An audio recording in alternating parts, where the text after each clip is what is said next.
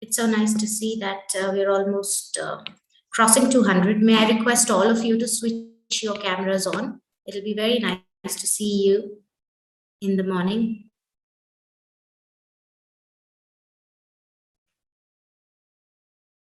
That's great. See, your smiles make the day brighter. So that's wonderful to see all your smiles. Great.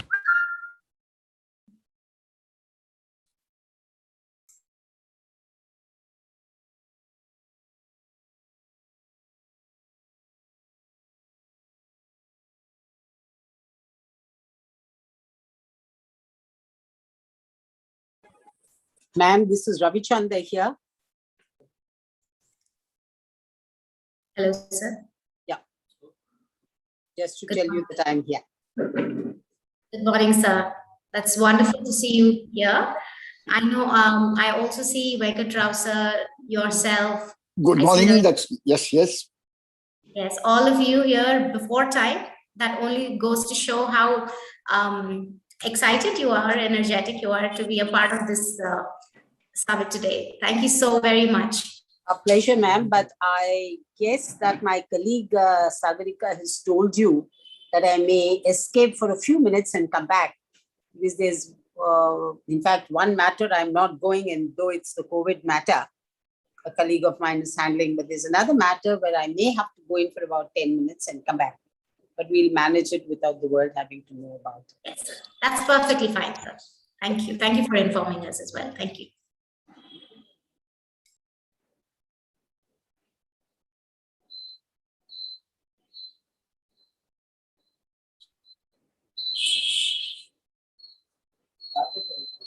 And to connect names and faces, you are Pavani? I would love to be Pavani, but I am Gracia. I am the Special Officer for Talent and Management. Oh, okay. I'm Pavani's co-host as well. So Pavani is right here in front of me. Okay. Your name? Sorry, I didn't get it. I am Grace, Gracina. Grace, okay. I should have known it by you, seeing you. Thank you. I take that as a compliment, sir. Thank you so much.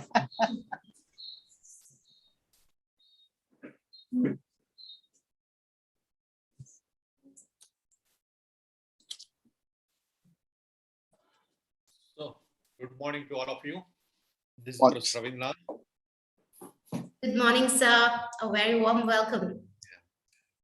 Seeing your bright smile, I think our day is brighter now. Thank you so much for joining before time, sir. Thank you. Yes.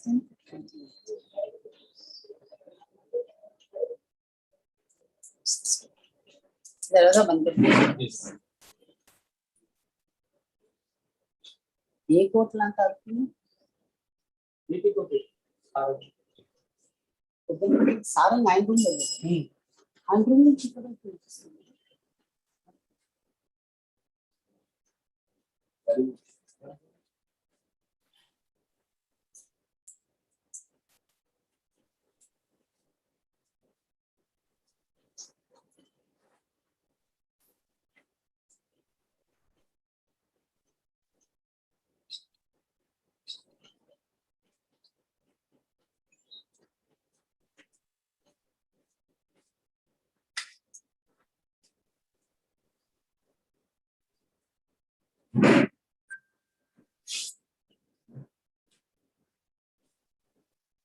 Hi, Gracina.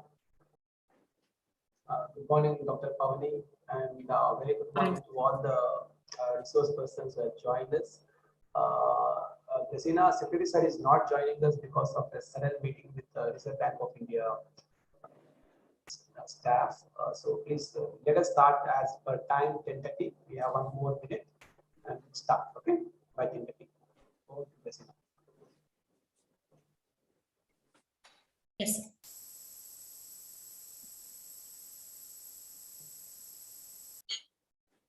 Vidya, I'm in a meeting. What do you want?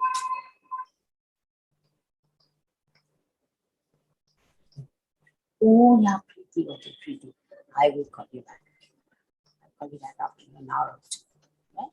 Thanks. Thanks for coming.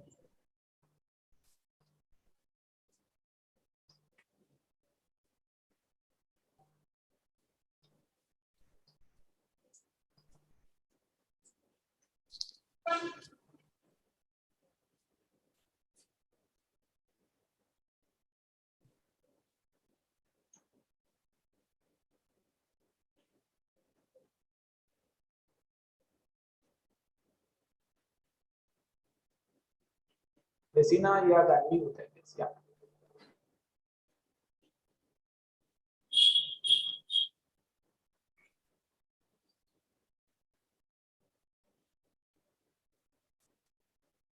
Good morning, everyone. Greetings from Telangana Social Welfare Residential Educational Institution Society. A very good morning to all of you. On behalf of T-Sways, I extend a hearty welcome to our esteemed guests, officers and principals from T-Sways and our colleagues. My name is Gresina and I'm a special officer for talent management. Along with me is Dr. Pavani, who will be my co-host for today. Welcome once again.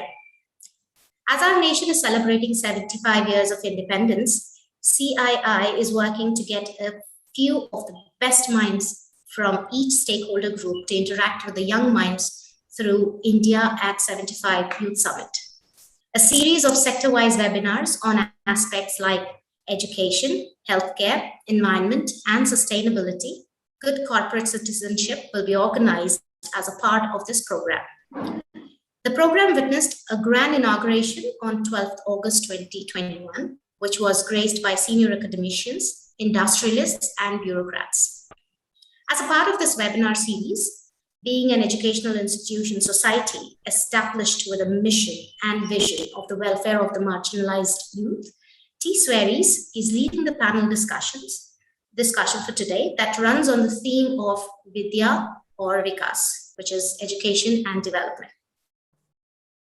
The economic growth of the country not only depends on natural resources, technology, and capital, but mainly on the quantity and quality of manpower. By the quality of manpower, we mean the efficiency and productivity of the workforce.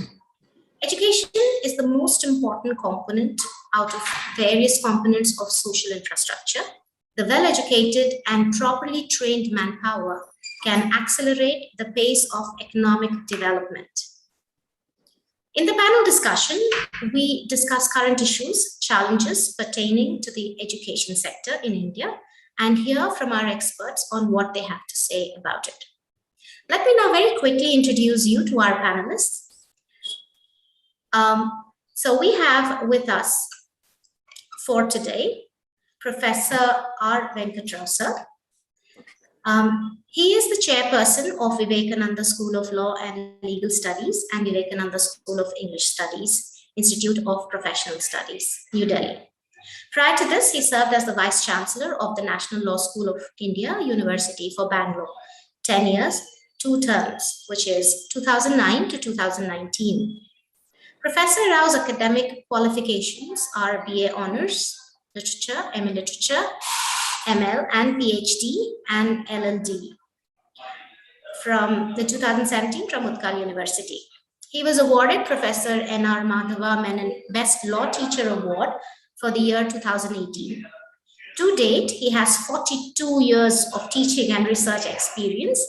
He has served for 31 years in the Faculty of Law, Andhra University, in various capacities as the Dean, Faculty of Law, Principal, University College of Law, Chairman, Board of Studies in Law, and Head of the Department of Law. He was the Director of Center of Criminal Justice, Andhra University from 1997 to 2009. He served as the Dean of Students Affairs, Andhra University, and as the Officer on Special Duty, Andhra University. He also served as the member of Executive Council of Andhra University from 2005 to 2007. At present, he's among others as a member of various things, but to name a few, he's a member of Board of Governors, India Institute of Corporate Affairs, New Delhi Legal Education Committee, Standing Committee and Academic Committee, Bar Council of India, Advisory Board, Siksha O Anusadan. He has also the distinction of receiving gold medal for the best PhD thesis from the Andhra University in 1993, the best researcher award from the Andhra University in 2003, the best teacher award from the government of Andhra Pradesh in 2006. He has been awarded the best vice chancellor award for outstanding contribution to education during the World Chancellors and Vice Chancellors Congress 2014 held on 27th June 2014 at Mumbai. Amity University, Noida awarded Amity Academic Excellence Award twice for the most distinguished contribution towards the propagation of doctrine of knowledge, once at the 17th International Business Summit and Research Conference. He has been awarded Professor N.R. Madhava Menon Best Law Teacher Award for the year 2018. He has been associated with several prestigious bodies like Union Public Service Commission, New Delhi University Grants Commission, New Delhi National Assessment and Accreditation Council. He has participated in a number of international and national conferences and delivered a number of keynote addresses as well. He served as Chairman, Board of Governors, Asian Law Institute for the year 2010-2011 and the founder president of Consortium of National Law Universities, Bangalore, 2017 to 2018. So I tried my level best to do justice, but I'm sure I haven't done enough justice to your introduction. No, I've missed out any, sir. Let me now introduce our next panelist, Ravindranath Anisetti. So Professor Ravindranath Anisetti is a fellow Institute of Engineers, graduated in chemical sciences with masters in biotechnology, in addition to postdoctoral fellowship training from USA. Presently serving as Professor Emeritus, Center for Biotechnology, IST JNTU, and recently selected for prestigious UGC BSR Faculty Fellowship. Earlier, he served as Dean, Faculty of Technology, and Dean, Faculty of Pharmacy, Osmania University, Dean, Academic Affairs at MANU, and Dean, Development and UGC Affairs, and also as Professor and Head, Department of Pharmacy and Biotechnology, OU, Chairman, BOS in Pharmacy and Biotechnology. He qualified GATE and CSIR NET for fellowship and trained at world prestigious universities, Oxford and Cambridge, and institutes IIT Delhi, Madras, Bombay, and Kharagpur.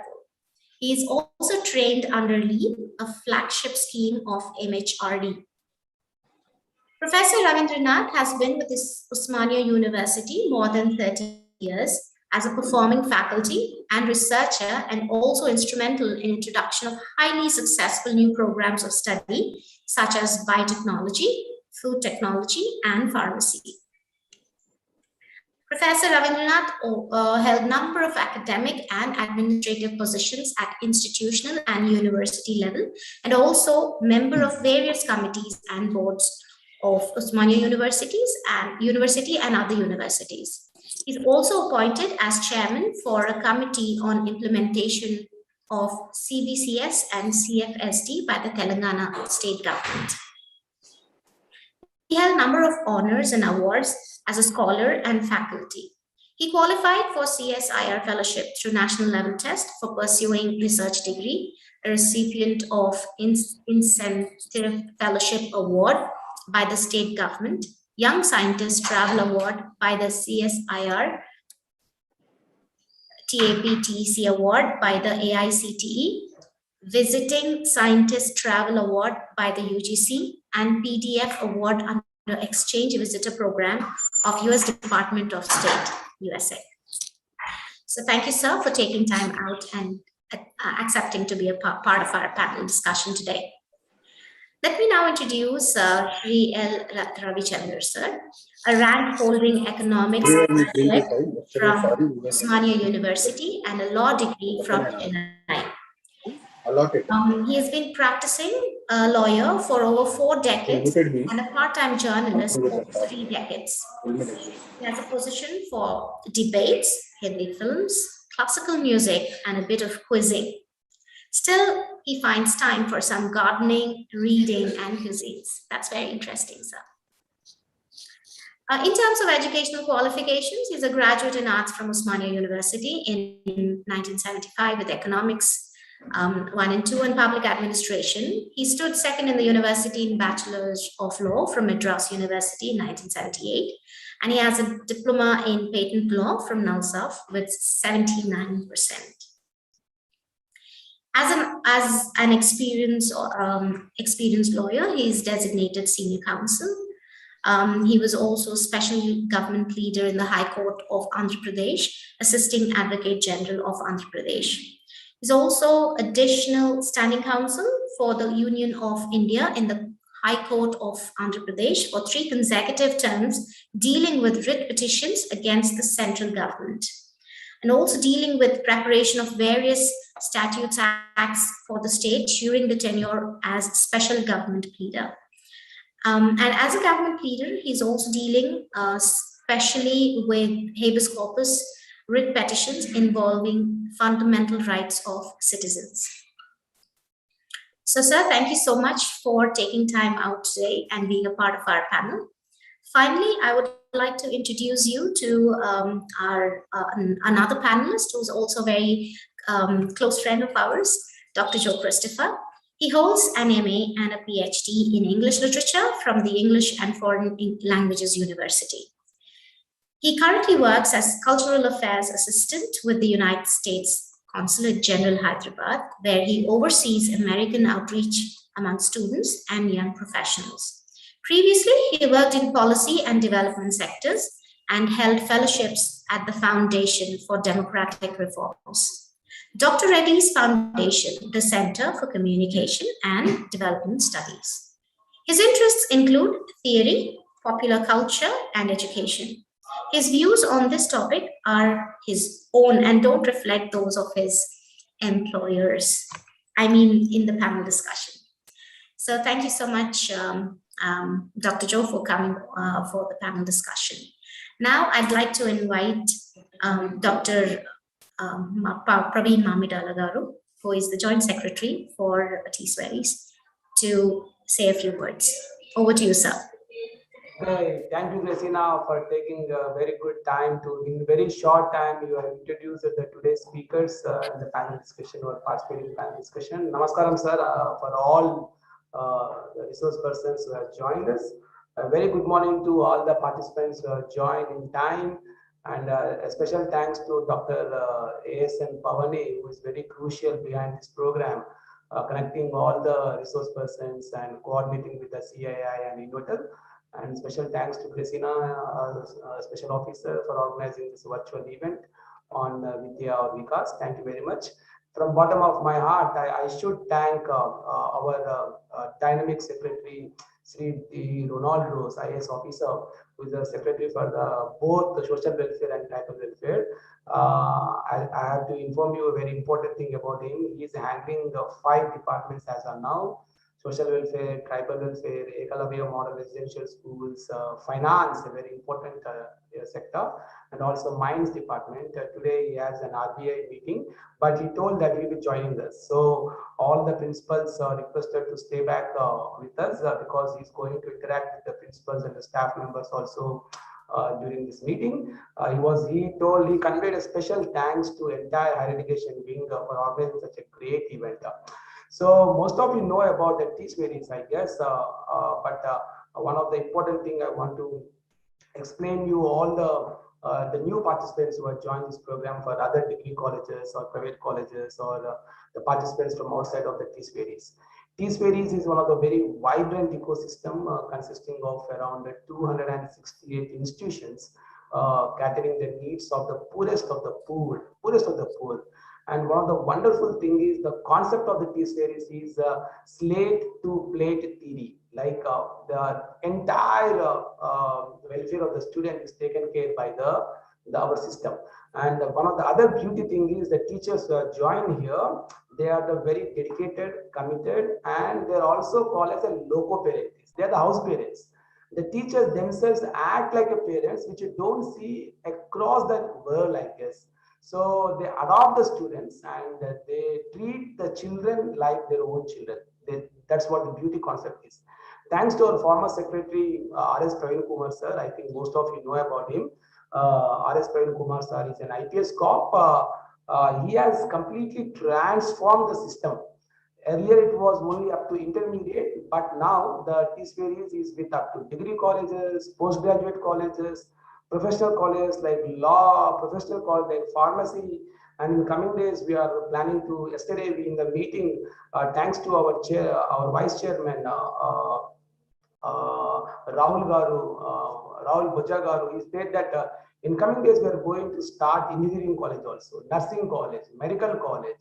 So entire system will become a very professional system in coming days. So before I thank the today panelists, I should especially thank the Confederation of Indian Industry, CII. Special thanks goes to Aruna Garu, and tons of thanks to Chandyala Prabhakar Garu, professor in the Department of Linguistics at University of Hyderabad, who is the director for the Innotel, who was the person who linked with the CII, and in turn, CII has given an opportunity to us to host such a very big event, bringing all big people. Thanks to Professor Venkatrao Garu, I think he will be touching us, he will be explaining more on what is the budget crunch and general education oriented. And there is no need to give a detailed information on Professor Ravindranath Garu, who is my guru, who is a biotechnologist, who is a passionate chemical engineer. And top on that, he is one of the person who knows what are the reforms which are going to take place across the national level like NEP. So we thought we should invite him. Thank you very much, sir, for joining us. And no need to introduce about Ravichandra Garu, who is a man, a senior council member who is really dealing with the education sector. Very few senior council members focus on the education sector, but he's a great man. And today, government itself, who is in the, I can say, as though I'm in the government side, I can say government is in a dilemma because of the questions raised by Ravichandra Garu, like whether you prepared or not. Thank you very much, sir, for taking such initiative, wonderful initiative, because even I am not at all interested to send my baby to who is studying in HPS school. But you are the person who raised that question and you made government to think. Thank you very much, sir. And Joe Christopher is one of the wonderful person who joined us. Several people do not know what are the various exchange programs. The embassy is very next to us, but we do not know what are the programs going on over there, and also how this COVID pandemic affected. So we thought he should join us. Thank you very much, Mr. Joe, a wonderful person from the US Embassy Public Affairs Consular Department. And really, I thank once again the CII, Innotel, and the entire my higher education wing. It's all happening because of my team in the HE wing. And thank you very much. Special thanks once again to my secretary, sir, who will be joining us. Now I hand over this program to Dr. Pavani. Over to Dr. Pavani. Thank you. Thank you so much, sir. Thank you. We would have loved to have our secretary, sir, with us today on this event. We also understand his schedule, and we hope that he would join us before we close the session. Once again, a very warm welcome to everyone who has joined the session today. I'm sort of nervous now because from the introduction that my colleague Resina has said, you might have understood like we have giants in the panel discussion today. I almost feel like a Lilliput here. So please excuse me if I commit any mistakes or, during the panel discussion. It's an honor, sir, to be a part of this discussion and to be able to moderate this session. Thank you so much again for accepting our invitation to join us, sir.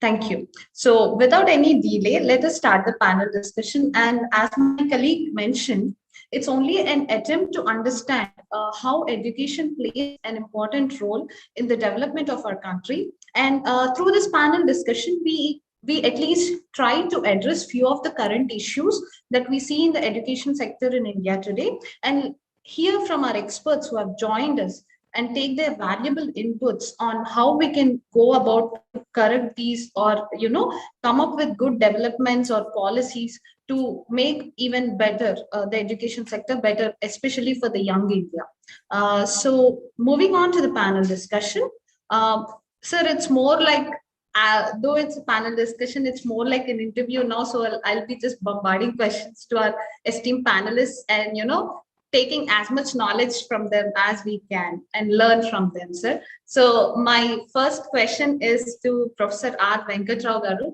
Namaste, sir. Hello, sir. Yes. Yeah. So, sir, as you know, if we look at the 5-year plans that the government of India is making, we see that the outlay for education or the budget allotted to education sector is very, very less. And due to insufficient funds, most educational institutions today, even the prestigious Osmania University that we have, which has recently celebrated its 100 years, they lack infrastructure, science equipments, and libraries, etc. So, if this budget crunch continues, how can the institutions survive? And what is the alternate option that these institutions can go for? Could you please comment on that, sir? Yeah, thank you very much. But before that, let me congratulate Telangana Social Welfare Residential Educational Institution Society for the commendable work they have been doing. In fact, it's one of the best, if not the best in the country. And when I look at these 800 young faces on the screen, right from class 6, I'm reminded of the words that IT no more stands for information technology. They stand for Indian talent. And IT stands for India tomorrow. And that India tomorrow is being taken care of by you. And I congratulate you. But remember, Sustainable Development Goal 4, SDG 4, as you like to call it, aims at ensuring inclusive and equitable society and to promote education and lifelong learning for everyone. That means all boys and girls must get complete free and primary and secondary education. But can this be done if the size of the purse is small?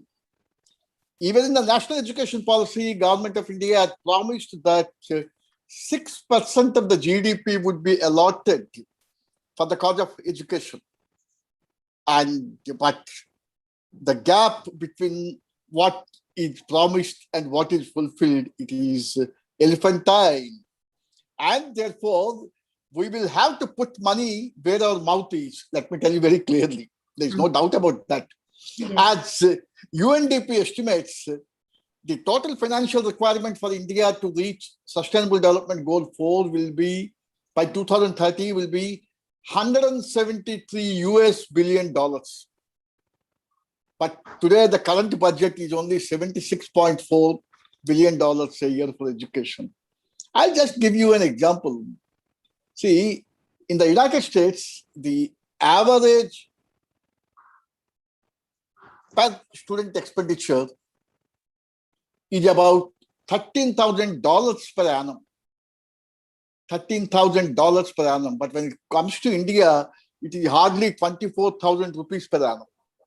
That means there is a huge gap. And you were citing the problem of Osmania University. Yes, there are 3 types of universities in India: central universities, state universities, and the third one is, of course, deemed or private universities. But I personally feel that a private university is one which is called a private university because the statute which has created says that it's a private university. But even a private university serves a public purpose. We have to remember that. But when it comes to state universities and central universities, look at the difference in funding between central universities and state universities. State universities are starving. Yes. There has been no faculty recruitment since the last 15 years in some of the universities.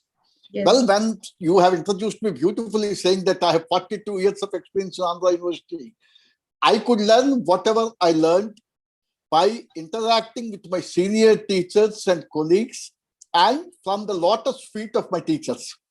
But today's younger generation, if they want to learn, there is nobody there. One entire generation has been killed because they think that the immediate returns are more important than the deferred dividend called education. Therefore, budget needs to be enhanced. Remember, there is no doubt about it.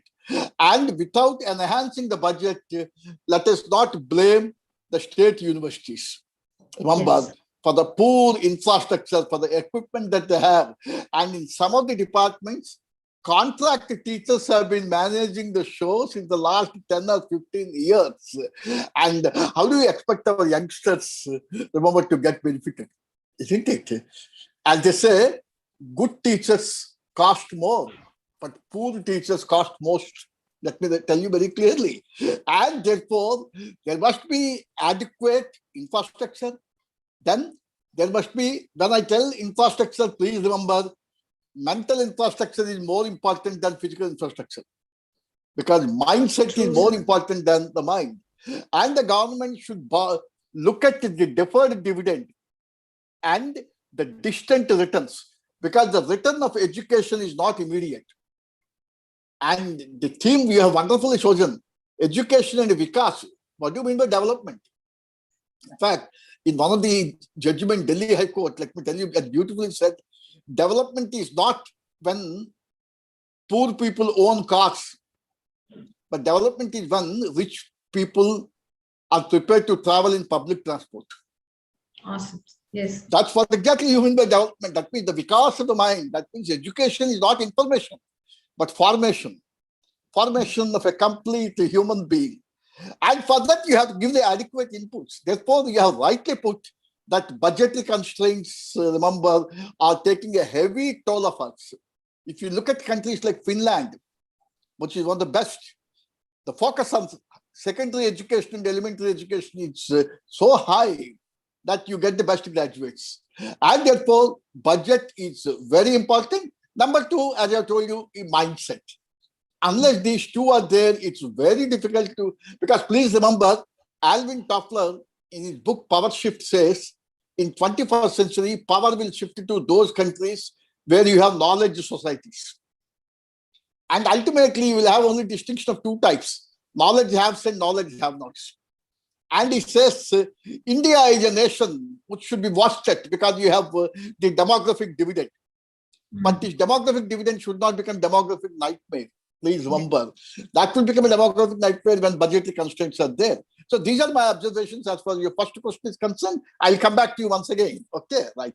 Yeah, thank you. Thank you so much, sir. I hope the government realizes what you have said, mentioned just, and realizes that education is important. And when it comes to education, it's not just passing the information, but creating a knowledge rich society, and try to allocate funds, enough funds for our state universities as well. Thank you so much, sir. My next question is to Professor A. Ravindranath, sir. Sir, good morning, sir. Sir, as you know, the medium of instruction, particularly in science subjects, is English. There is a growing demand for English medium schools in the past 2 decades. So the rural students who are not well versed in English, you are facing difficulties in studying science properly and understanding the concepts. As they say, we might speak different languages, but we always think in our mother tongue. So do you think language is the invisible barrier to creativity in the rural youth? And we need your inputs on this because most of our students at these ferries face this problem, sir. We would like to know how we can overcome this. Over to you, sir. So, good morning to all of you. And first of all, I will congratulate the organizers for taking up this one of the wonderful thing and emerging need also. Indeed, I feel, but it is not a big deal. I don't think so. The language communication is very crucial to acquire a specific jobs. But at the same time, it is essential for transferable skills.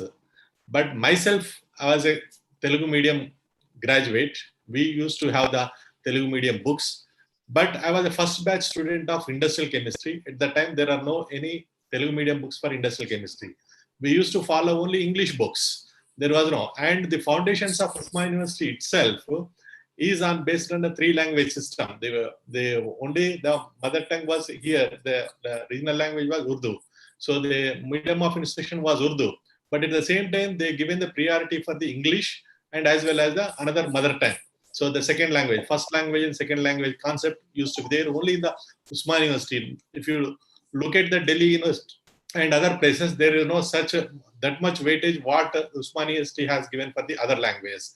So because of that, most of the students are getting acquainted and they are able to deliver the best. But creativity is not an hindrance, because if you are not able to communicate and brand your idea, but you are able to, your mind will function in the same fashion. So if you have thought process, once there is no any script, any kind of communicative languages, lot of creations has been done even in the ancient period. So that is only today we are looking at various sculptures and architecture edifices, whatever you found in temples and other things. But as far as the institutions are concerned, now the emergence of ICT innovations and its effective use, and especially for the translation aspects and interpretation, is more helpful. And today's student is more or less technologically savvy, and he is able to learn. Many illiterate persons are able to use certain English words.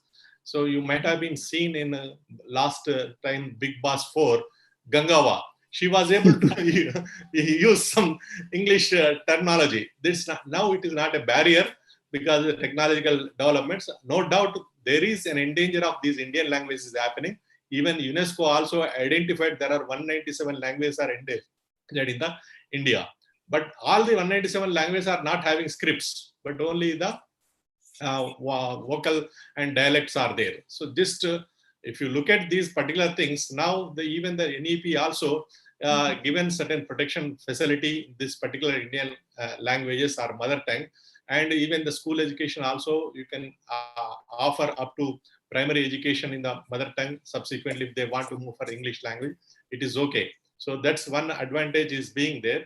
But at the same time, we should give the equal weightage for the mother tongue and as well as for the other languages. Normally, if you think Hindi is a national language, English is a global language. So these two also, if you give equal preference, because the mobility across the nation and mobility across the countries, it is easily facilitated. Actually, if a student knows more number of languages, his IQ also will be improved. That's what is observed in America. US also doing the same thing. Even in addition to the English, the Mexican and other language, they are encouraging. Even because Indian diaspora is high in number, even they are offering the Telugu languages in some of the universities and also other places. So this is taking place. So keeping in this view, so we have to focus because the NEP also given the things. So let us have, we can offer in the both language, possibly mother tongue and as well as the other national and global language also one we can take up.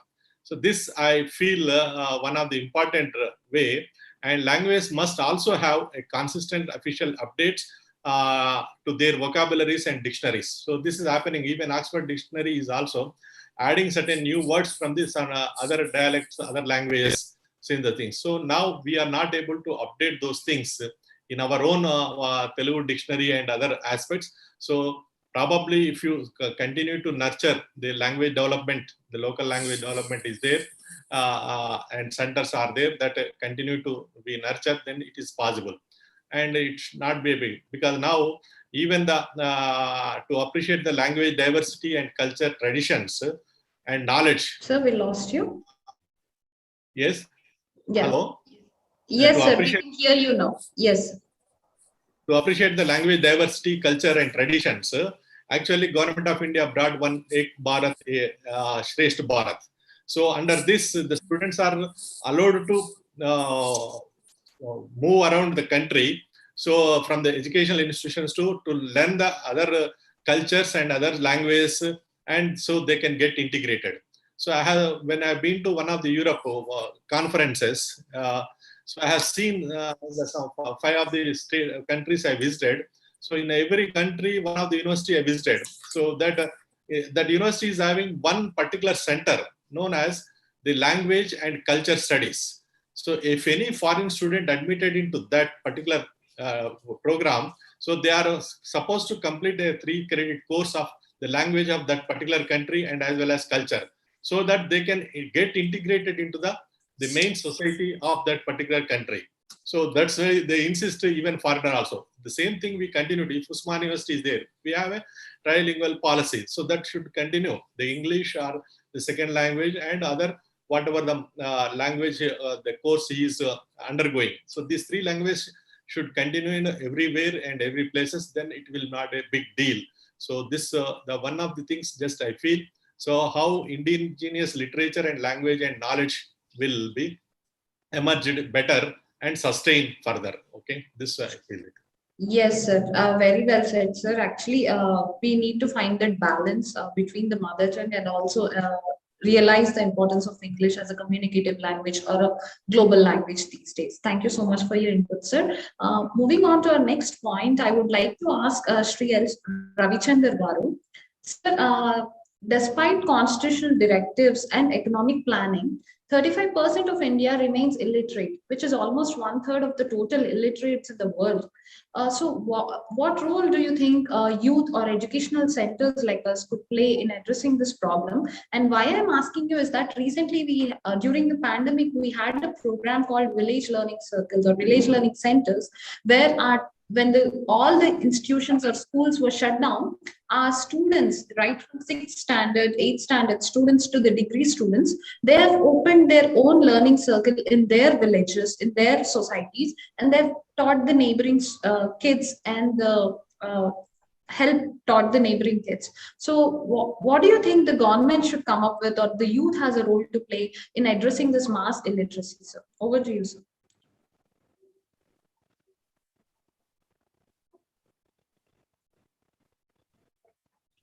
Ravi Chandra. Can you hear me?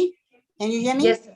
Yes, sir. Yes, sir. Yeah, thanks for the question and the customary congratulations and thanks as said. I'm not going to waste much time on that.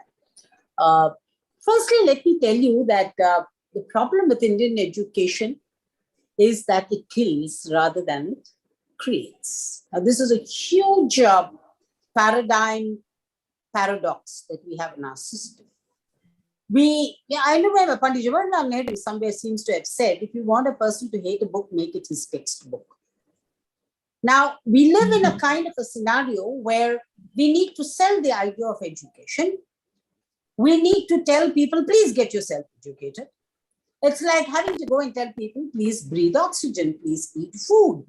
You know, we have not been able over 70 years create an atmosphere where education is not a choice. It took us, I don't know how many amendments of the Indian Constitution to come up with a right to education as a part of our Constitution. This was the 86th Amendment brought about in 2002. So just look how long it takes for the country to come to a conclusion that education is paramount. Point one. The second reading on the wall is whatever education we have, whatever numbers we are trading with, 65%, 70%, 72%, and all these they're typically like biknis. They only reveal what is interesting, they conceal what is important.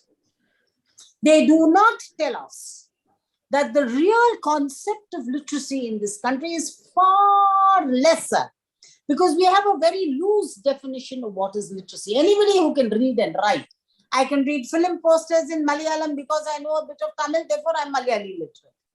I know Telugu script, therefore I can read Kannada, therefore I'm a Kannada literate. Now, this is a dangerous figure to be playing with. The other problem we need to understand is, and I believe that unless you identify the problem, you're not going to find solutions. Understand in our country, the student community, especially school and the college-going children, are not a political constituency. Therefore, they are not catered to as somebody who at the end of the day will translate for the government into a political mileage. Now, this is big. And today, if our education at certain levels is very good, very high, it's thanks to people I see on the screen like Professor Venkatrao, Professor Ravindranath, who make up with passion what the system's infrastructure fails to give. These kind of people, if they were abroad, they would have been Nobel laureates. They have to spend half their energies fighting systemic shortcomings, as a consequence of which over a period in time, they're trained or they become equipped to fight systemic challenges rather than ensure education, which is what the purpose for which they are. That is their expertise. Now, very interesting that you draw out examples, especially during COVID, how parallel small groups of education are growing. This is very encouraging. Now, I have a problem with governments which say we will not invest this much on education. And I have a larger problem with oppositions who allow that to happen in our country. I believe that every state and the center must now tell themselves, we will spend X percentage of money on education, because that is the biggest investment you can make in a country. Spend more on education than on defense, you will run a greater country. Spend more money on education than other kinds of infrastructure, steel factories and Coca-Cola factories, this country will grow richer. Please understand, don't build for today, build for tomorrow. And the only way you can build for tomorrow is by building on education. I think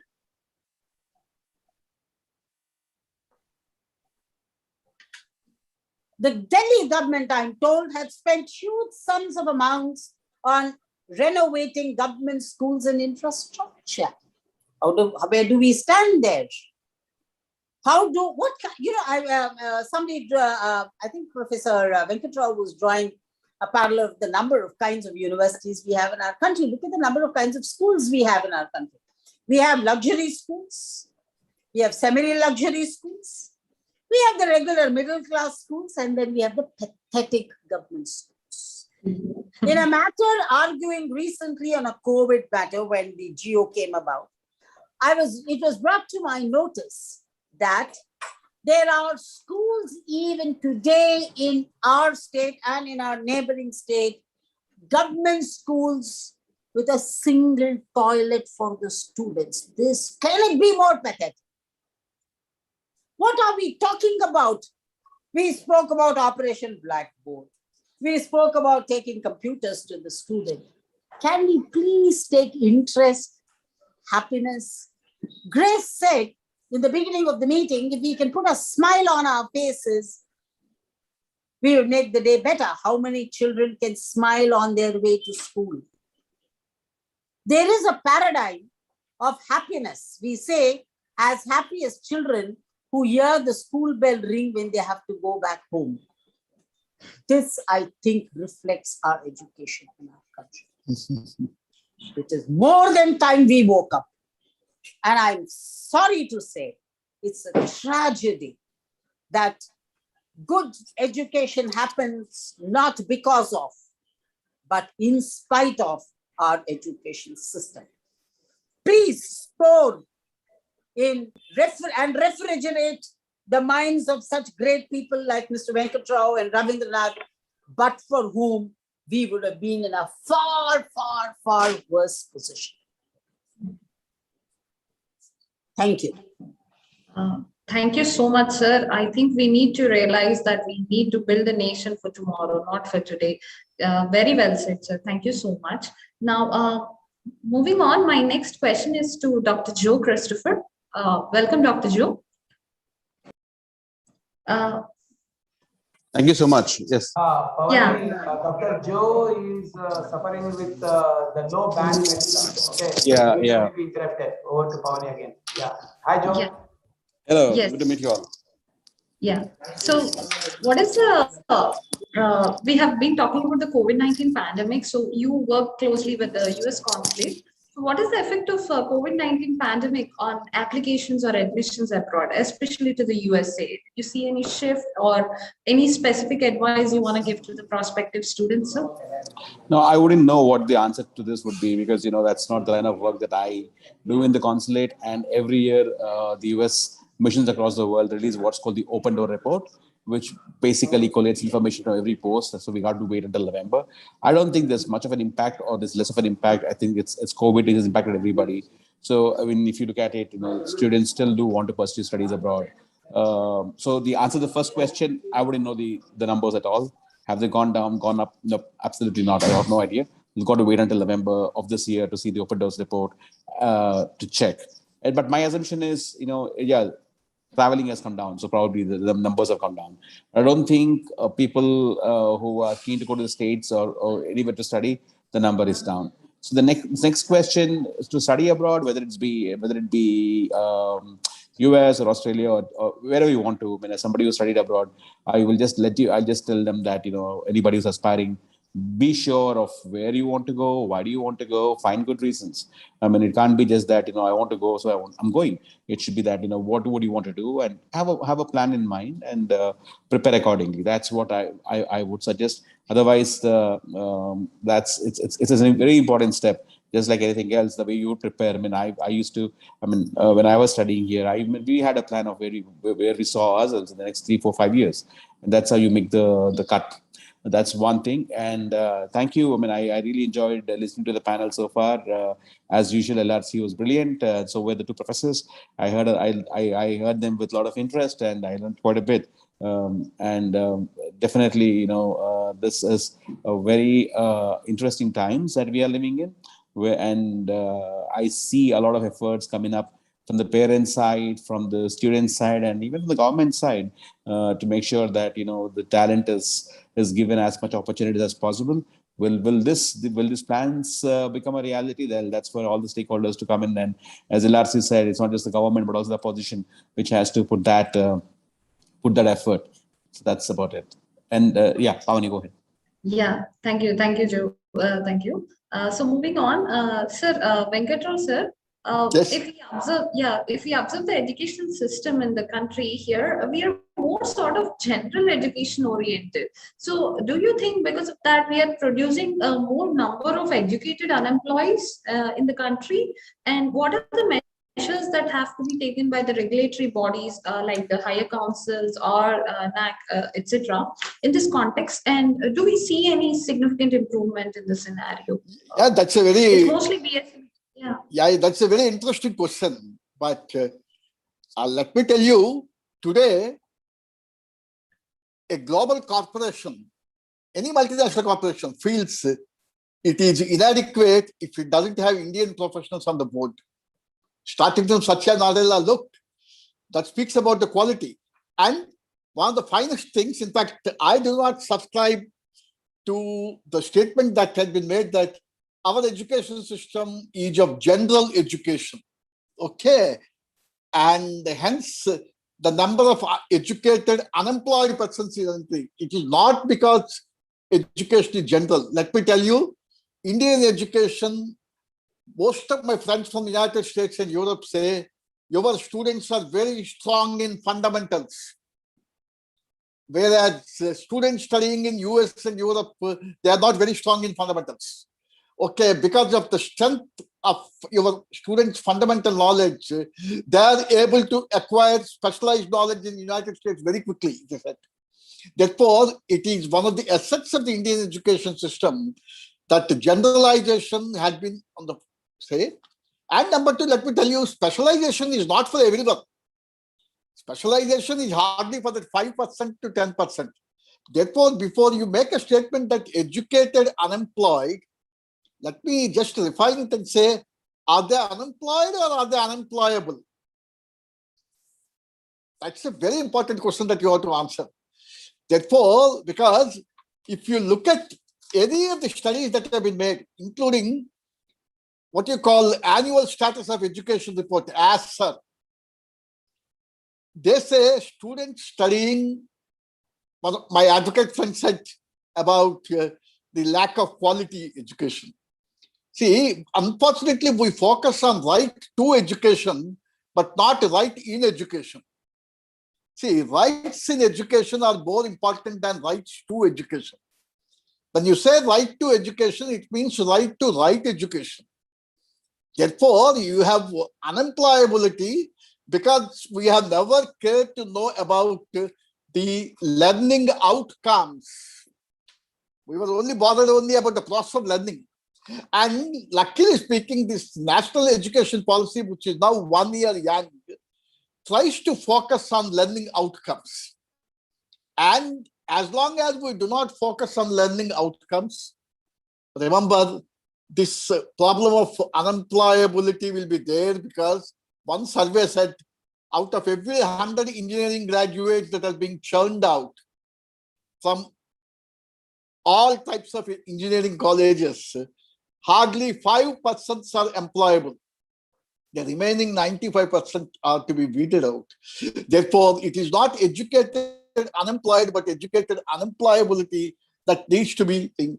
And we have to think about learning outcomes and learning impacts. And this is what the national education policy is trying to focus about. And let us hope national education policy doesn't flatter to deceive us. Because all said and done, please remember one thing.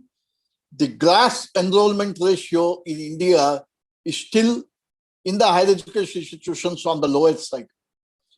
GER is only 28%. Global average is 38%. And our immediate neighbor China, it is 51%. And how do you expect to emerge as a knowledge society that is done? Therefore, quality in education, and if India wants to become a knowledge economy, this needs to be changed. That means the rights in education. Okay, over to you.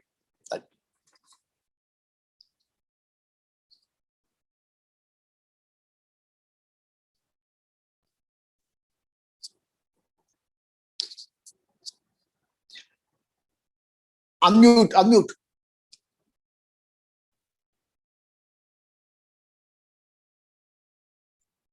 Yeah. I'm sorry. Yeah. Thank you.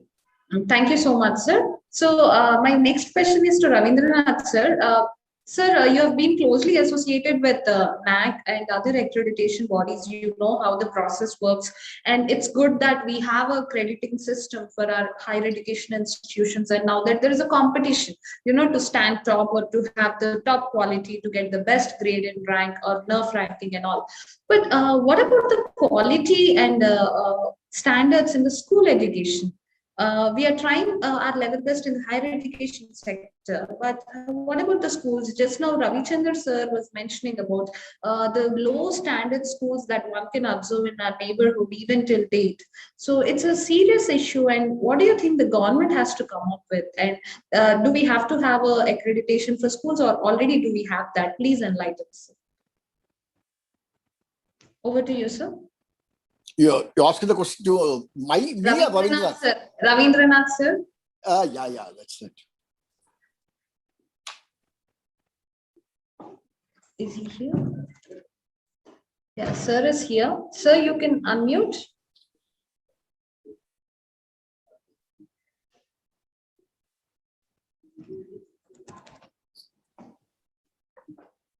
Just check.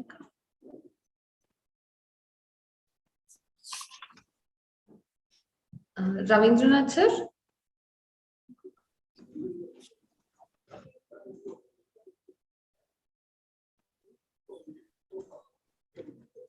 I think,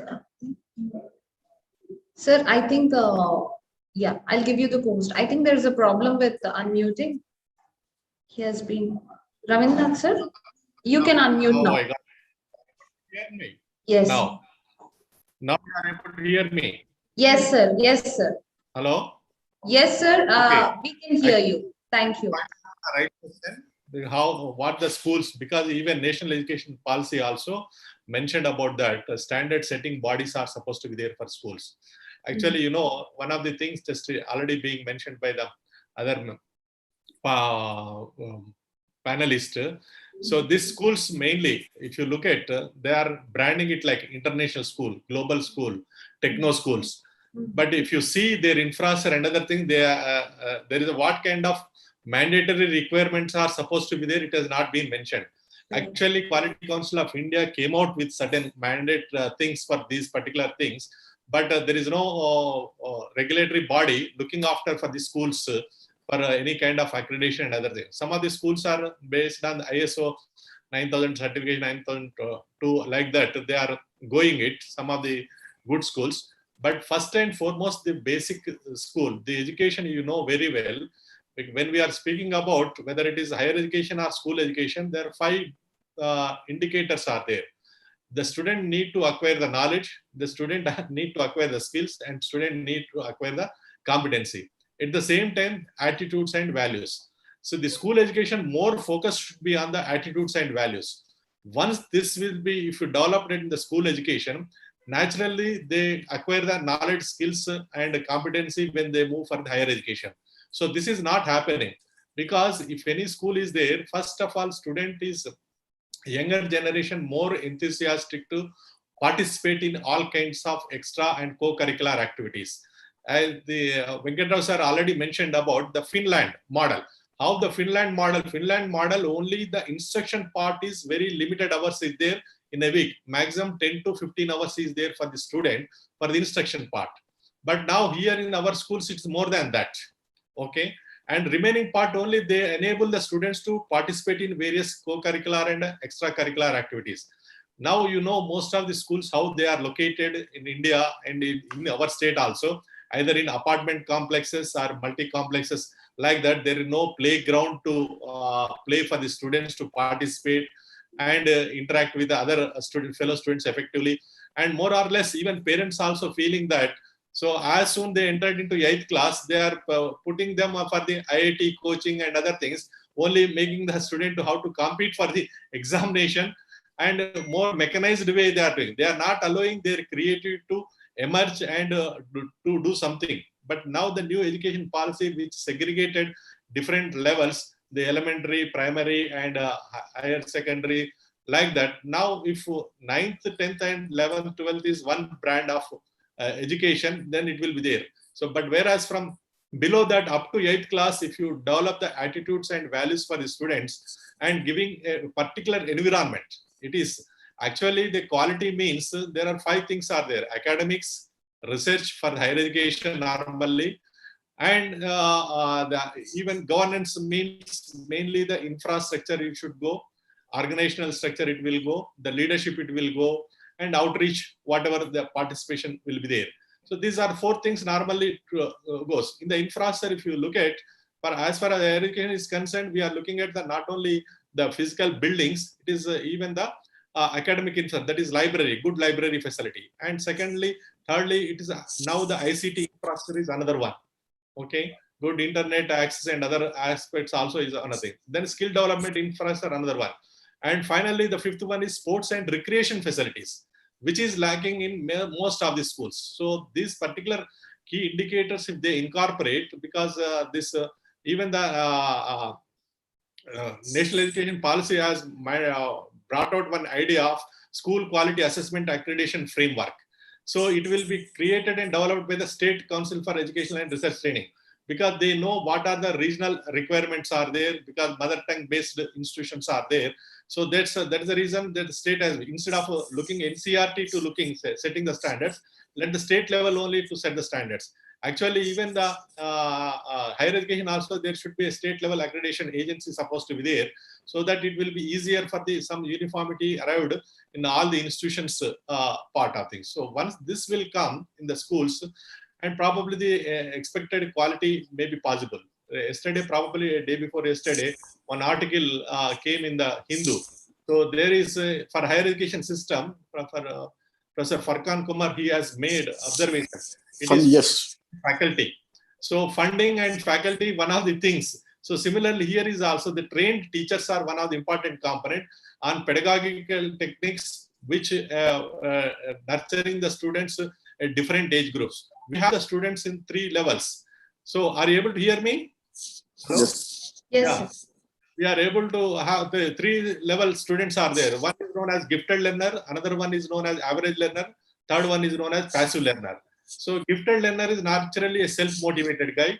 Average learner is a motivation is required, and passive learner attention is required. So that is the reason the classroom size should not exceed 30 students in the school. Whereas in higher education, the maturity levels are there. Even if it is 60, beyond 60, 100 students is okay in the classroom. So that kind of mandatory requirements, if you incorporate, probably we can deliver the best part, and that things we can go ahead. As for my observation to the school education, because though I am not expert in the school education system, because I know what are the requirements for the higher education system, and how the rankings are being made for the higher education system. And this, I think same part will be some part of the things, quality parameters we can brought it. And when you brand international school, the international schools should have these kind of key indicators and key parameters are supposed to adhere to. Similarly, global school and techno school or talent school, whatever they are mentioning. So they don't have the, especially the sports and other co-curricular like NCC, Scouts, these are naturally teaches the students to how they have to be in a cooperative learning or team working at the school level, and also at the same time certain values and discipline, especially because if he is a part of a game, then if he violate the game, he know what is the punishment will be there. Same thing, he will, once he imbibed of that quality, he will know in the society if he is violating certain rules and regulations, and how the things impact will be there. He will understand at the school level. Once you make the student to know the values and make the positive attitude, good attitudes, then it will be possible to become a responsible citizen when he come to the graduation, higher education. So that's what school education should have more focus comparatively higher education, but the higher education is also should focus on global placement or global mobility is required. So that's what normally now the national qualification frameworks is one of the part. So that has been brought out earlier in the school education through NCERT. Now in the higher education is also national qualification frameworks are being brought out. So in the name of quality mandate. So where the Venkateswara sir was mentioning about learning outcome based curricular framework. So unless the learning outcomes are being mentioned in the particular curriculum, so what is the level of effort a student need to put up for various learning activities? Normally learning activities means listening or only the instruction part is not going to be there.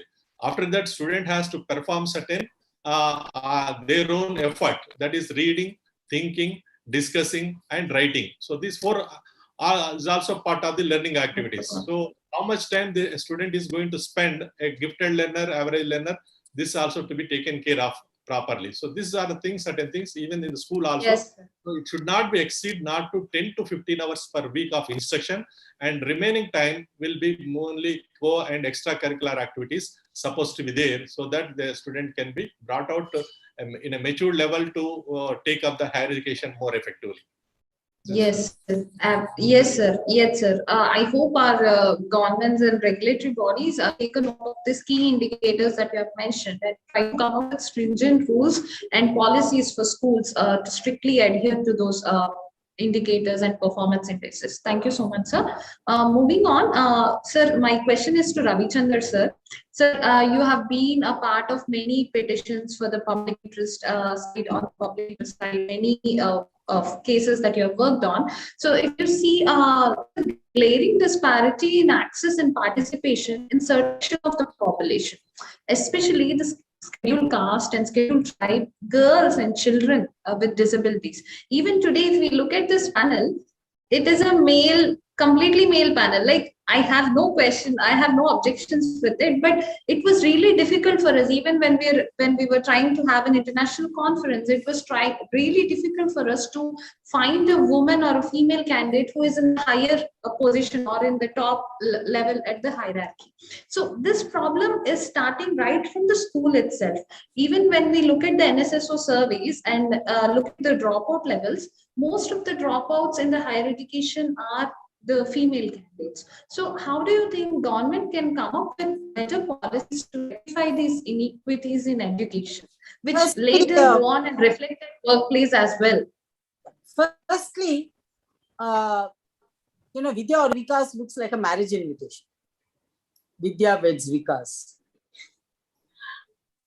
I think we need to go out of sloganeering, and it is also time we stopped expecting the government to do everything. On the other hand, I believe that the government is overdoing what it should be doing with education in this country. They need to stay away. Their job ends in providing hardware. Their job ends in giving infrastructure. Their job continues insofar the school education is concerned in paying good salaries to good teachers and getting good staff who can give the run for the money to the alternative schools, typically like the missionary schools in our country, which have created a cult for themselves in proper education. So why is there a fall off? Why is there a drop off? Why is it that there's a disarming ratio between boys and girls? Before I answer this question, let me tell you, while you found 4 men on the faculty addressing, don't forget we are all being dictated by you. So women empowerment is not the challenge. But then what happens with us is we believe that education is not very important for women. This mindset needs to go. The mindset, this mindset that after all, you're going to get married and stay at home. After all, if I have X amount of money, I'd rather spend it on my son's education rather than on my daughter's education. This mindset needs to go, and this can go only by a social evolutionary process and by a social consciousness process, which works, I'm afraid, outside of the very basic education that we talk about.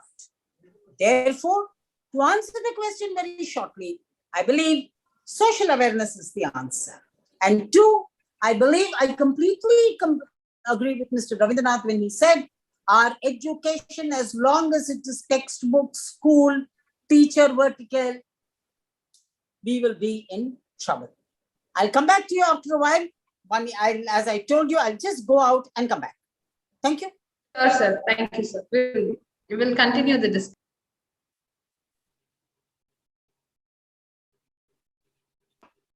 So as sir said, he has an important hearing to attend. He'll be joining us in 5 minutes. Let us continue the discussion with other panelists. Over to Joe. Joe, I think he got disconnected and yeah. Just give me a minute. Thank you. Yeah.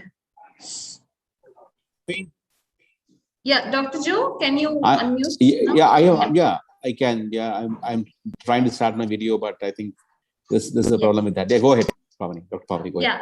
So as per a recent survey conducted by a private organization, a shift has been observed in the student preference, with more students preferring to study in European countries like Germany, Ireland, or South Korea, Singapore. Even we don't need a survey for that. Even when I was small and all my cousin brothers, they all usually they look to the US for higher education. But now there are wide options available, especially the Europe is opening up and becoming a hotspot for the Indian students. So what are your comments like from the US embassy? Are they doing something to encourage or invite more Indian students to the country? I mean, I'm not going to speak for the government at all. This is my personal opinion, very personal opinion. Sure, everybody, the most important thing is to study, right? Doesn't matter where you're studying. The most important thing is to study. And if you're looking at study abroad, please, the world is oyster. You could go study anywhere you want to. Studying abroad gives you a kind of new perspective, provides you with experiences, the whole experience of living on your own, trying to in a foreign land, trying to work across cultures, trying to make friends across. That's the beauty of studying abroad. So it doesn't matter where you study, but if you have the resources and if you can manage, yes, travel abroad and study. I'm not going to talk for my government at all here, but we actually have what's called the United States Education Foundation, which does a lot of work with young people, particularly with college students and young professionals. And our idea is not to increase the numbers or decrease the numbers. That's not the thing. The most important intention here is our kids or the other students traveling to the most appropriate places. In the sense, are you going to a place after doing thorough research? Are you going for a course that fits you? Or is it because, for lack of access, you have a university X in a country Y, and that's what you have access that you are living there. So the whole point is, is that planned well, right? So we have a large student going from India, and they act as, in US and India as cultural ambassadors, and they build great people-to-people ties, and they bring people closer. So very good. The more the merrier. Otherwise, numbers wise, yeah, they're already there. And our focus, my assumption, the focus of the people here is to make sure when students are traveling, They're traveling to the most appropriate universities after having done thorough research. That's the most important thing. You can actually, I know of universities in Germany or in Russia or in Ukraine. It's like you go and study there, and what's the point of it? That's not good if you're not done good research. So that's what you need to look at, and I'm sure at least my employer is the focus here is making sure that you make the right choices. No, Yes. Okay. Thank you, Joe. Thank you. Sir, moving on, Venkatrao sir, Yeah. if you observe the policy draft carefully of the NEP, I think, the way it was mentioned, it was being critical about the regulatory bodies, and, it mentioned about the need for large multidisciplinary universities. And I think they have mentioned something about the number of enrollments as well. They wanted more than 25,000 enrollments if it's a university. Don't you think it sort of paves the way towards privatization of higher education? And what would be the impact of this in the long term for the nation and the students? That's a very interesting question. And let me tell that education is always a public service and it's not a commercial activity. Okay, let's remember that. Okay, but the caveat is the state cannot totally withdraw from the scenario in two important sectors, education and public health. Okay. Now, notwithstanding the fact that there is a move towards privatization of everything, as far as education is concerned, remember, the state must play an optimal role. But the problem with India is everything is over-regulated but under-governed. You have so many regulations, okay? But when it comes to governance part of it, you find it desirable because, and the second one is we have certain prejudices. Now, privatization, you use it in a pejorative sense always. Okay. And you demonize the word privatization. We must be realistic and examine whether the government will be able to cope with the magnitude of the task, whether the government will be able to shore up investments to the required levels, and or would need significant private participation. And if it needs significant private participation, we must get rid of our obsession first, number one. Okay, that mental blockage, we must remove that. Because if we need investments, we need to incentivize the investors also. Remember, not for profit is a very attractive slogan. Okay, but do you expect a person to invest 100 crores and say, I don't want to get anything in return? Okay. Yes. Remember, see, philanthropic capitalism has its limits. Therefore, what we require is, we need to look at the private system and say, there must be greater transparency. Remember, today what is happening is, all kinds of businessmen with no background, interest or skills in education, they are entering into the field to make a fast buck, to make a quick buck, and to run substandard institutions. That must be checked. And we should give them greater autonomy, but lower regulation. Regulation must be minimized, and the license law system must be given a go by in education sector. As somebody was saying, sorry, in the industrial sector, we don't have the license law system, but unfortunately, in education sector, you still continue to have it because of the mindset again. And therefore, you must insist on two things: greater accountability and transparency. And if these greater accountability and transparency is there, you can ensure professionalism and efficient use of technology and investments, and responsible and responsive privatization, remember, can be welcome, but not unbridled, unrestricted privatization, because education is a public service and not a commercial activity. Okay, thank you. Yes, sir.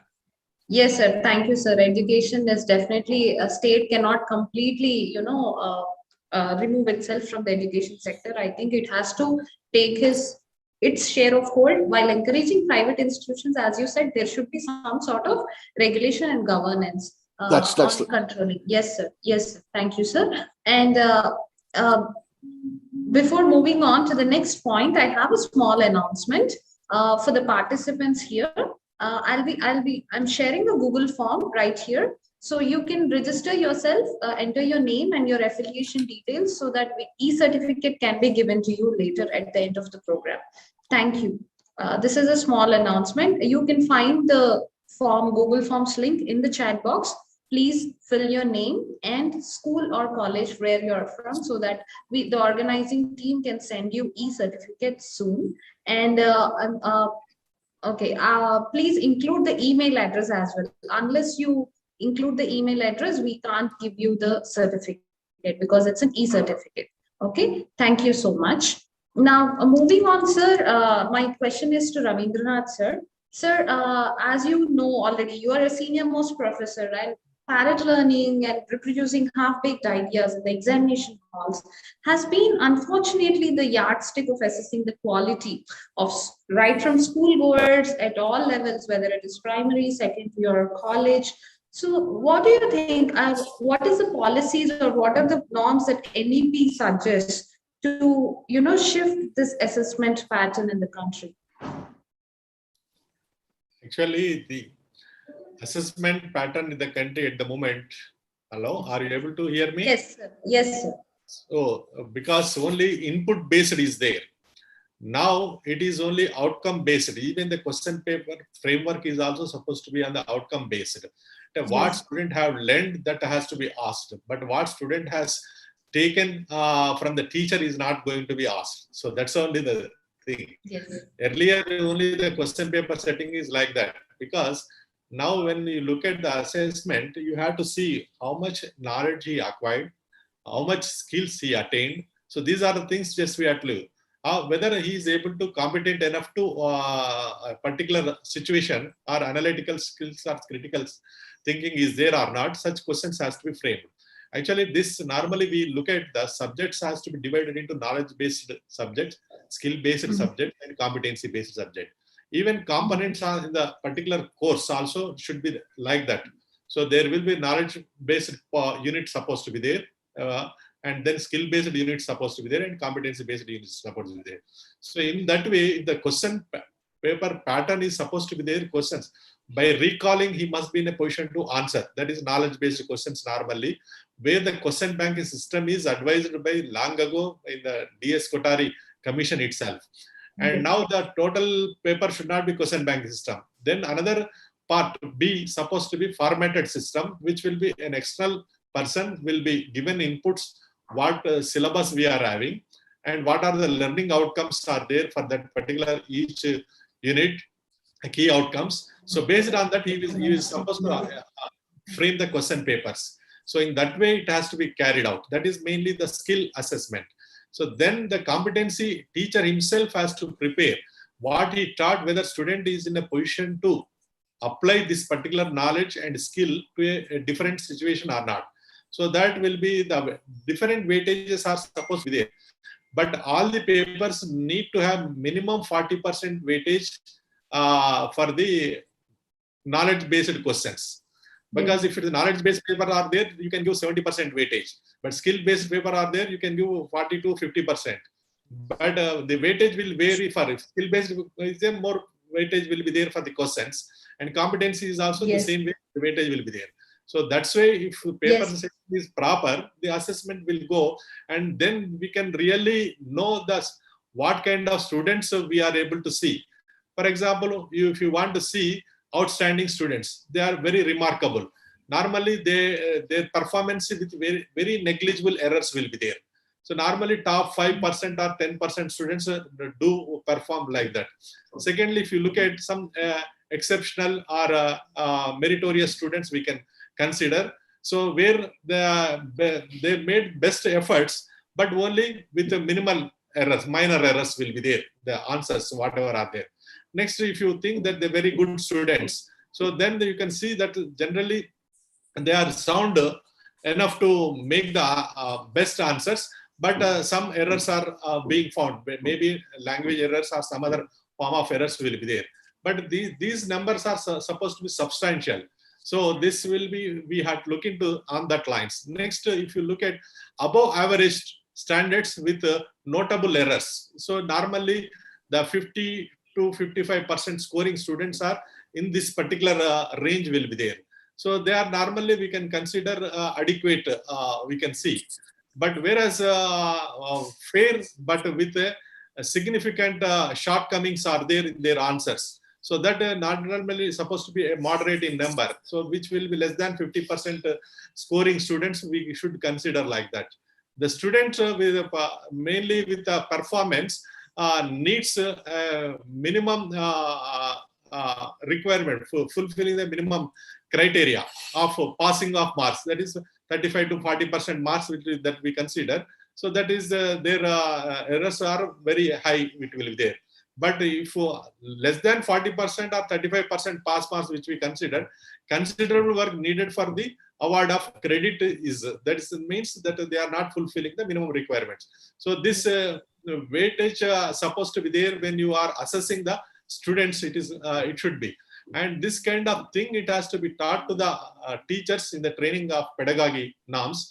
So where, how they have to evaluate the students, how they have to frame the questions, and in the frame the question, then how the students are going to score the marks also to be classified. So unless this is being done, it is not possible to do effective assessment.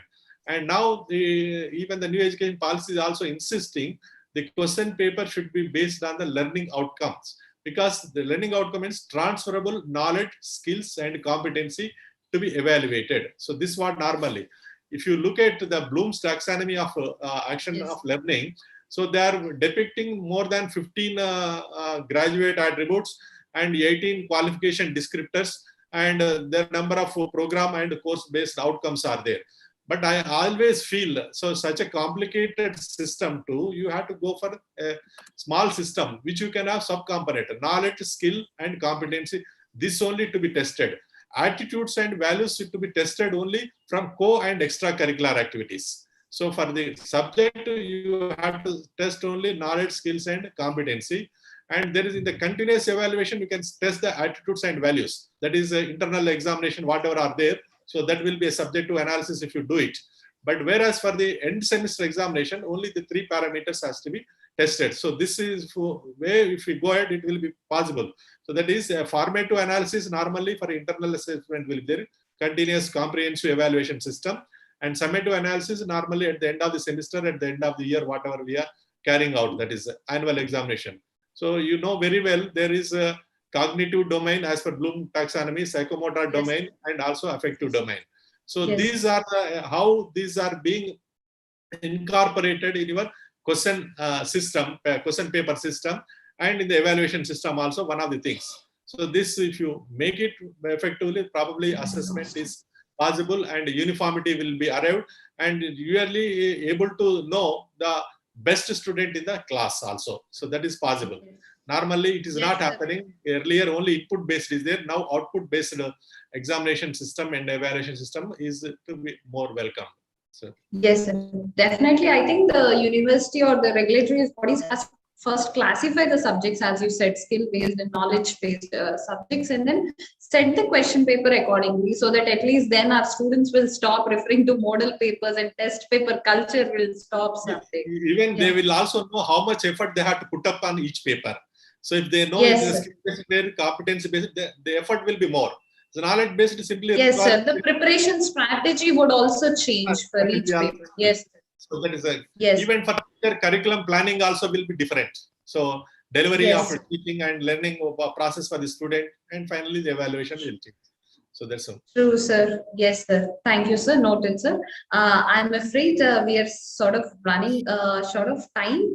It's almost close to 12 now. So though I have loads of other questions that I wanted to ask the panelists, I would like to, start concluding the session soon. So my next, I would like to request Ravichandra, sir, to comment on the new digital divide that has been created in the COVID pandemic, and also his message to the young participants and teachers who have joined the session. Over to you, sir. Ravichandra, sir. Thank you. Thank you. Firstly, so far as the new normal divide between the haves and the have-nots of wavelength wires, good laptops, etc., I hope it's a temporary phase and it will change. Two, I also believe if in education there is something that the government can really quickly and easily do, it is this, in the sense that it's not, instead of they can why instead of they can ensure that good mechanisms of good systems are provided at homes for children, but I don't know whether that's a great idea in the context of what kind of material they will be exposed to. I don't want a knee-jerk reaction on that and create a whole lot of socially skewed up personalities. I think 1 year of bad education or 1 year of non-education, heavens won't come down. We can get our children back into place in the proper perspective very soon after COVID comes to pass. And I'm told in a month or two from now, as we're talking, hopefully keep your fingers crossed that we would have been past the worst of COVID. Now, so far as advice and all, I'm too small a guy to give anybody advice. Suggestion, yes. What I would like teachers to please create a sense of interest in children. Please get them to reading instead of studying. Ensure reading makes education. Studying is a kind of a vertical that youngsters defy, deny, and should also reward. A young mind is a mind that must seek, must search, must find on its own. Let them not walk on known tracks. Let us re-inculcate. Professor in the beginning said, a lot of Indian students abroad make very good name. You know why? They come from a generation when they were reading more than they were studying. Please ensure children read a lot. Please ensure they spend a lot of time in the company of one another. We are told children, don't talk, don't talk, don't talk. Please tell children, have fun, have fun, have fun. You as a teacher must learn to overcome the noise in the class. Don't expect a given situation from the children. Let children come to class with the fun, with the feel, hey, I'm going to meet my friends. You know what happened yesterday? I was crossing the road, this happened. It's a learning process. We shut them up. We put them in cubbyholes and pigeonholes. There's going to be very little that they will learn. Inculcate the spirit of reading, and education must be outside of their textbooks. And please ensure that at least 98% of the class participate in creative extracurricular activities. Thank you for giving me this opportunity. Thank you. Thank you so much for your valuable suggestions, sir. I'm sure the teacher participants who have joined the session would, learn and try to do their part in making the child enjoy the whole learning process and, coming to the school and make them miss school on Sundays rather than, enjoying it as a holiday. Thank you so much. Let's see. Coming back, Mr. Joe, I think I have a question for you from your domain. Please go ahead. Go ahead. Yeah, please go ahead. from your domain. Could you please explain briefly on the kind of exchange programs that the US Embassy is currently offering for the Indian students and your advice for the applicants? Oh yeah, so yeah, as I said, traveling opens up vistas, it opens up avenues and broadens your mind. So young people, I always advise, travel anywhere you want to, and there are several places which offer you a lot of exchange opportunities. Please look up if you're interested as teachers or students. Ask your students to just go up websites online and look for those great fellowships. UK does it, Canada does it, China does it, Australia does it, Germany does it, you name it, South Africa does it. So there are several, I think the thousands of such opportunities available if you were to look carefully. Coming from the US government, exchanges are a very important part of our international ties, and we use them to foster strong bilateral relations. So we have Canadian UK Youth Exchange for Study program starting for the ages of 15 to about 18. Then we have the Community College Initiative program. Then we have the study of United States Institutes in summer, which happens for undergrad students and also for young faculty members. Then we have what's called the Global UGrad program for students who are doing their graduation. And then there is the Fulbright program, the whole bank. It's a huge spread. So look up, and you can easily look them up on exchanges.gov. You just need to go up the website and look up for US exchanges. And basically you should understand exchanges are always very competitive, and there are probably not more than 100 or 150 slots for a country as large as India. But there are other countries which offer those exchanges too. Ultimately, it's about what you do with the exchange, both as an individual and also as an organization.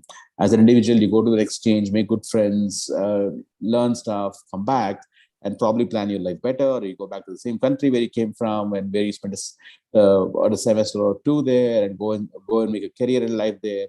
Or you could actually take those learnings and friendships, come here, and develop further. Likewise, for an organization, it's nice that your students are going on exchange every year. But what happens and how do they, when they come back, how do they influence your organization? Do they bring in their learnings, and do they inspire their peers? Is there an aspiration being built? Are the good practices being followed?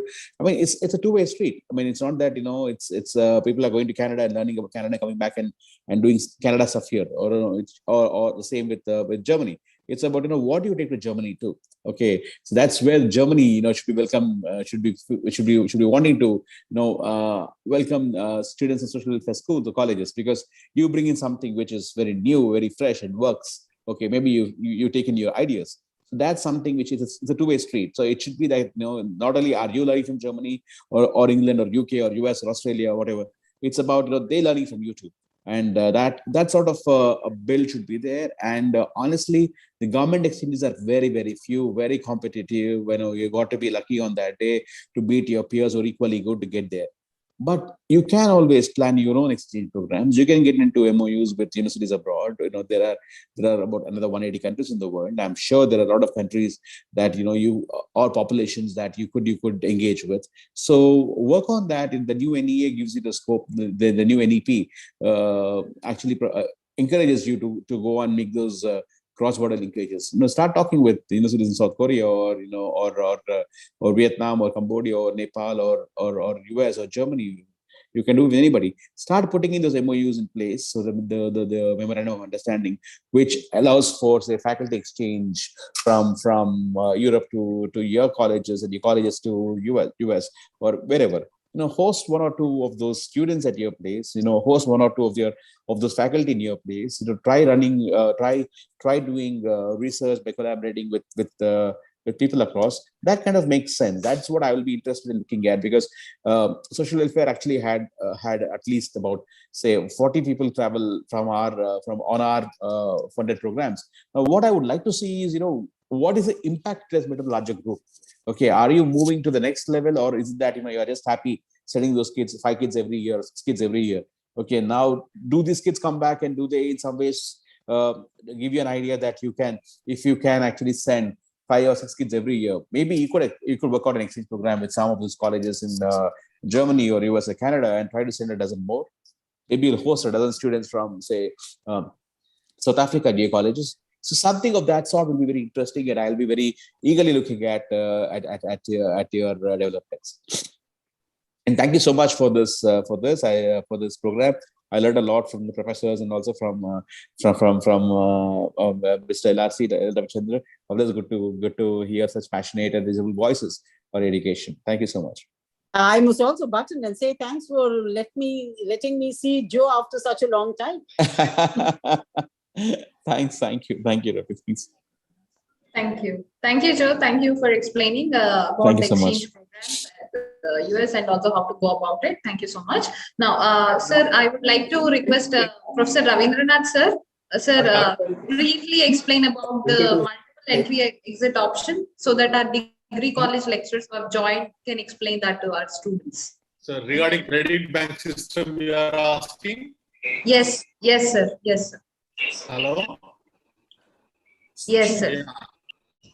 Actually, we should be aware of that new education policy which they want to bring out this National Academic Bank of the things, because we know this new education policy is 3 parameters are there. One is known to be, hello? Yes, sir. Yes. Yeah. One is known to be flexibility of relevance. First is relevance. The relevance of curricula is one of the things, which is now known to be an outcome-based curriculum. Mainly it is knowledge-centric. The curriculum is outcome-based education is knowledge-centric. The second point is the flexibility. That is the choice-based credit system, which is already being introduced. So which will be the student-centric. And third part is the mobility. So that mobility is the now academic bank of credit is part of mobility. So that is qualification centric, how the students can acquire the credits from different sources. Normally, the main objective of this particular academic bank of credits only for the students' mobility especially. So within 2 colleges or the universities or campuses or any recognized higher education institution, so they can move from one institution to another institution when particularly from first year to second year if they are migrating, that will be one of the aspect. So that one of the reason. The second is between the campus and open and distance learning system. So students can be distance learning credits also, they can get it transferred for acquiring the degree. And also the open education now MOOCs, massive open online courses are there. Or otherwise any self-learning platform which will be open education resource we consider. And another is between inter and international degree, diploma and certificate programs. So that is also there, because the number of international universities are offering online courses. A student can acquire some credits from there and they can place it here. So further, finally, involving switching between the 2 different programs. So if you once you are in a BA, if you want to do certainly BSc, you can go, or from BSc to BA or BCom to BSc or BSc to, like that you can switch over this academic bank of credits, which some equivalence is found. Some credits are they can use for the that other form of degree. So finally, to replace the teacher and institution centric to become a student centric. This is what is there in this acquisition of credits. So these are 5 different parameters just we are looking at. And more importantly here, we are looking at academic bank of credits. It's a considered to be more mobility aspects, and student can acquire from one institution. But the main challenge will come for the institution, because for an A grade institution is there, a B grade institution is there, a C grade institution is there. For example, if student acquire all credits from the C grade institution and place before the A grade institution to award the degree. So that is the main problem will come. So the institutions has to frame their own regulations, how much amount of such credits can be acceptable to award the degree from that A grade institution. Normally, I feel it, unless he complete a 50% of the credits from that particular institution, the remaining 50% which he acquired from other sources cannot be considered to award the degree. This is my personal feeling. If both of them are A grade institutions, then he can say flexibility can go down to 30% of the credits at least he has to do from the where the degree is being awarded, and remaining 70% credits if you acquired from another equivalent or higher grade institution. So that also we can consider. So here the regulations, the institutions has to frame it for academic bank of credits. So that one particular part of the things we have to look at. So nowadays, actually the credit equivalence is concerned, because now if you look at the Telangana model, there just 4 papers, they are offering 5 credits. But whereas Delhi and other states are offering 6 credits. If a student want to move from this 5 credits to 6 credits, they are offering places. So there will be some equivalence problems will be there. So that is the reason I advised even Telangana government also to offer core papers must be 6 credits. The electives and other foundation courses, whatever are there, you can offer less than the requirements. Because whenever if you want to degree, mobility will be there at the same level if I want to take up. So it should be equivalence is one of the criteria supposed to be there. Otherwise, after going over there, they will again ask you to repeat that particular course will be happening because of lack of 1 credit or something like that. So that we have to look into this. And also the CGPA awards also will be weightage is differing. Because if you are not following the national model of number of credits, 120 credits, So the weightage normally for core papers is 60% is there. What we added is more weightage has been given the language part that has been brought into the CGPA. Because of that, the weightage for the core papers has been reduced to 48% rather than 60%. So that we have to take into care of this particular equivalence ratios when it comes tomorrow. Because this particular choice-based credit system brought in the country as a part of national qualification framework, and also for the mobility of the students, especially across the states and across the nations.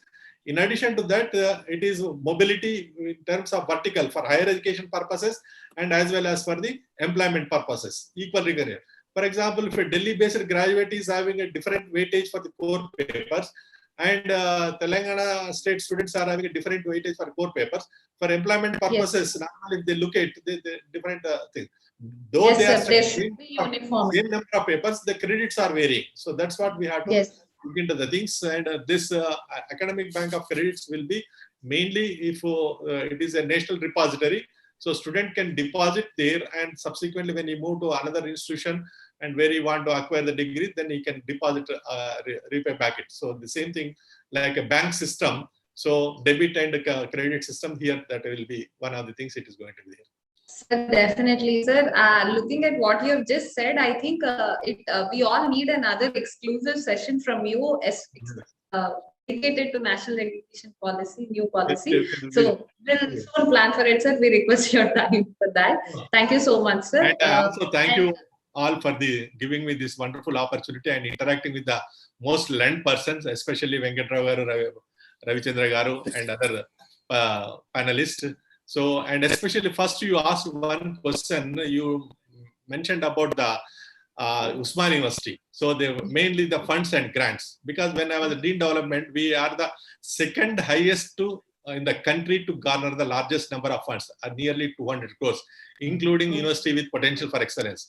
The problem is coming now, there is a deterioration in the faculty.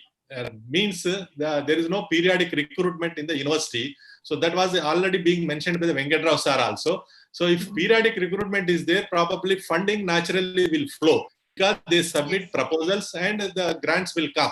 Because now there is no such a senior faculty is available at the moment in the university. There is no proper mentoring for the latest entered faculty. So this particular gap, a lot of gap is there, but in the senior and the youngest faculty. So the things are not moving ahead like earlier. Otherwise, it would be the best because of the 100 years of legacy Usmania is having. It got the university with potential for excellence, and it normally it should go better. Even otherwise, with affiliation structure, it is able to make the good amount, but government is not giving any other development grants except the salaries, and salaries also partially they are giving, and remaining we have our own resources. So no other kind of developments are going on to support any kind of research for the teacher. Yes, sir. I think Telangana government should work to improve the university or bring it to the status. It's a pride of Telangana having such an old university in the state. It's actually a pride for our Telangana people. So I think government has to focus more on that. Another thing is also I want to mention here. Venkatrao sir also mentioned about. So we are giving some incentivization for industry policy and other things. How the education incentivization, where now it is being made mandatory internship for all the students. But wherever you are making a search in that educational institution also to be there, whether it is a technical or general education, students can get the internship in the industry nearby. So that should be made it mandatory. Otherwise, industries are earlier, they used to give the internship training. Now they are feeling it is a burden because they want a readily employable graduates. They don't want to train the graduate and employ it. So that's the situation because of the global competition, whatever are there, they are having targets. Such kind of inertia has been came into the industry employment purposes. So if they are while studying only, they are doing the industry environment and everything. So then probably internship is there, then it make the easily employable. And another thing is also we should go a trimester model rather than a bi-semester model. Trimester model, 2 semesters of 4 months each, they do in the institution. Remaining 4 months, they will do in the industry or any service sector, or manufacturing sector, or service sector, or agriculture sector. So over a period of 3 years or 4 years, they will gain the 1 year experience of such, and then it will be easy for them to be employable also. That also we can work it out effectively. Yes, sir. Yes, sir. I think it's a very good suggestion, sir, to shift the pattern, the time breakup schedules. So thank you so much, sir, for your valuable comments. Sir, finally, I would like to request the senior most academician on the panel, Venkatrao, sir. Sir, what is your suggestion to the young participants here, your message to the students on how to go ahead and choose the right institution for them, sir? Thank you. Yes, I'll tell you. Dr. Pavani, it was a symbiotic learning for me. I learned so much from Professor Ravindranath and my advocate friend, and all of you. And I can say I go back wise from this panel discussion. And the first thing I would like to say is education is about enlightenment, empowerment, and enhancement. That one must understand. And students should go to those institutions, remember, where the principle is, follow this principle very carefully. We should not limit the unlimited imagination of the students because of our limited imagination. An institution which does not limit the unlimited imagination of the students because of our limited imagination is the most fertile soil. And for that, the essential requirement is for faculty, please remember, the difficulty lies not in accepting new ideas, but in escaping from the old ones, which ramify in every part of our brain. So many old ideas are there. We have to wash them out and help the students. And finally, please remember the basic distinction between school education and university education. Scholars said in school education, students are trained to answer questions. But university education, students must be trained to question the answers. You must be trained to question the answers here. And that's what you mean by higher education. This is the message I wanted to give you. And it was a wonderful experience for me. And a momentous day I would cherish in my life forever. Thank you very much. Thank you. Thank you so much, sir. Thank you so much. It has been a great pleasure for me to, be in the same panel and moderate this session. I have learned, if Venkatrao sir himself, such a learned person, is saying that he has learned, I've learned immense, I've gained immense amount of information, and I look forward to interact with you all on several occasions in the future and learn more from you all eminent people. So thank you. It was an honor for me to moderate the session. So I have a small announcement.